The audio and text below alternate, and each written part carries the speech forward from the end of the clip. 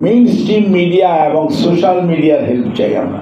Social media এত influential, social media এত কিছু করতে পারে, কিন্তু সোশ্যাল মিডিয়া দেশ গঠনে they can play a very good role.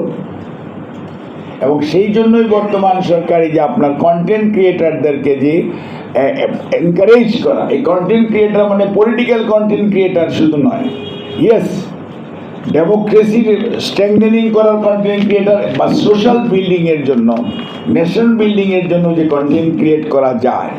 Sandalina so, রূপচর্চায় আভিজাত্য। এবং এই কন্টেন্ট ক্রিয়েটারদেরকে প্যাট্রোনাইজ করা, এটা কিন্তু বর্তমান বাজেটের মধ্যে দেখবেন এগুলি নতুন। এটা কিন্তু এমন না যে বিএনপিকে প্যাট্রোনাইজ করা, এটি এই কন্টেন্ট ক্রিয়েশন হবে নেশন বিল্ডিংয়ের কন্টেন্ট ক্রিয়েশন, এবং এটাকে আমরা প্যাট্রোনাইজ করতে চাই। আবার বর্তমান প্রধানমন্ত্রী এবং এই যে বাজেটের মধ্যে ইনক্লুড করা হয়েছে এর জন্যই। এবং আপনি দেখবেন যে আমাদের ইয়ং গ্রুপ অফ পিপল, যারা কোশ্চেন তুলেছে যে নিউ জেনারেশন জেড অথবা যে জেনারেশন নামই বলেন না কেন, জেএনজি বলেন, এই জেনারেশনকে যদি আপনি স্পোর্টসে নিতে পারেন, সেই জন্য আমরা স্পোর্টসের মধ্যে ইন্টারেস্টেড। এই জেনারেশনকে যদি পড়াশোনার পাশাপাশি আপনি কালচারালি মোটিভেটেড করতে পারেন, কারণ আপনি হঠাৎ করে কিছু করতে পারবেন না, কাজে কালচারাল মোটিভেশন। এই জন্য দেখবেন যে কালচারাল হাব করা, কালচারাল এটা করা।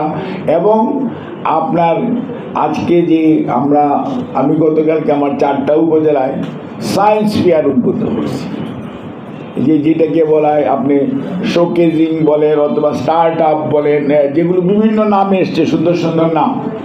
এবং ওখানে ছেলেমেয়েরা যারা ইন্টারমিডিয়েট পড়তেছে, 9-10-এ পড়তেছে, সেই সমস্ত ছেলে মেয়েদেরকে, অর্থাৎ তাদেরকে মানসিকভাবে সবসময় যে এইটা দিয়ে যারা অনেক কিছু করা যায়, সেই নলেজটা যদি আমরা তাদেরকে দিতে পারি, তাহলে কিন্তু ডাইভার্সিফিকেশন হবে।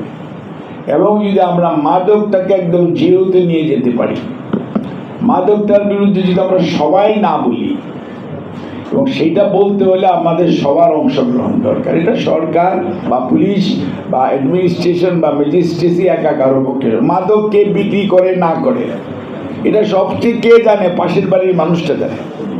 উনি যদি না বলে তাহলে কীভাবে তাকে ধরবে? এবং ওই যে রেজিস্ট্রির কথা আসছে, ইয়েস, আমরা খুব গভীরভাবে চিন্তা করছি। যারা সমাজের মধ্যে বিভিন্ন ধরনের প্রবলেম ক্রিয়েটার, বিশেষ করে সোশ্যাল প্রবলেম, এই ড্রাগ এডিক্ট অথবা সেই চিলড্রেন অথবা উইমেন যে ভায়োলেন্সের সাথে সম্পৃক্ত, ইনাদের রেজিস্ট্রি হবে। ইনাদেরকে সামাজিকভাবে যদি আমরা বয়কট করতে চাই না, রিহেবিলিটেট করতে চাই, কিন্তু একজন যদি নিজের রিহেবিলিটেশনকে সে বারবার সেই করতে থাকে, তখন তাকে কি করতে হবে? আইসোলেশন নিতে হবে। তো সেই জন্য আমাদের যেমন বাচ্চাদের যেমন কিশোর গ্যাংয়ের জন্য সংশোধনাগার আছে, এটা কিন্তু ওনারা যে জাজমেন্ট দেওয়ার পর 18 বছরের আগেরগুলি সব কিছু আমাদের কাছে পাঠায়, এবং সেগুলোকে আমার সেই ক্যাপাসিটি নাই সবগুলোকে হ্যান্ডেল করা।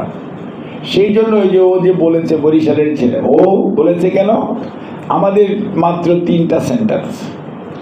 আমরা এখন চাচ্ছি যে এইটা আমরা ডিভিশনাল হেডকোয়ার্টারে এইগুলোর মধ্যে, যেখানে আপনার সেন্ট্রাল জেল আছে, তার পাশাপাশি আমাদের সেই ব্যবস্থা থাকবে both for male and female. এইটা একটা। তারপরে আছে এক গ্রুপ অফ পিপল এডিক্টিভ। আর এডিকশনের এখন এত ভ্যারাইটিস এসছে, এই ভ্যারাইটিসকে যদি অ্যাড্রেস করতে হয় এবং এদের মধ্যে যে সাইকোলজিক্যাল যে চেঞ্জ, এটাকে অ্যাড্রেস করতে হয়, এটা খালি আপনি শাসন করে পারবেন না। You need to address them.